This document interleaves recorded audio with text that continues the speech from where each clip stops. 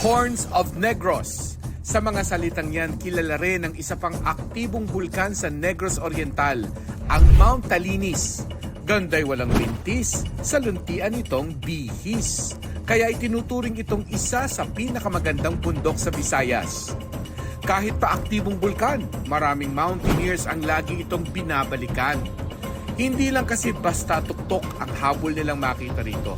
Just this year, it was my 5th time climbing there. Itong bundok na to is an all-in-one package. Meron siyang trail features na iba sa ibang bundok. Kasi merong dalawang trail doon na popular for hikers is the Darwin Trail and the Valencia Trail. And the most challenging is doing it in traverse. May dalawang high-altitude crater lakes na makikita sa bundok. Ang Lake na Ilig, ang camping site ng mga mountaineer. At ang mas maliit na lake, Yagumyum, na makikita kapag dadaan sa alternate trail. Nakamamangha rin ang madadaan ng dense mossy forest, puno ng endemic na mga halaman at mga hayop.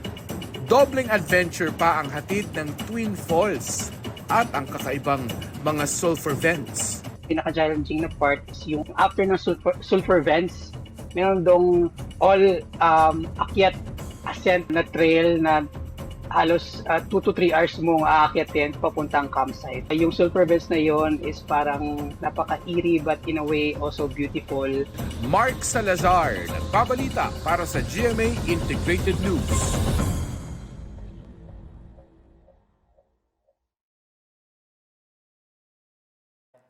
Huwag magpahuli sa mga balitang dapat niyong malaman.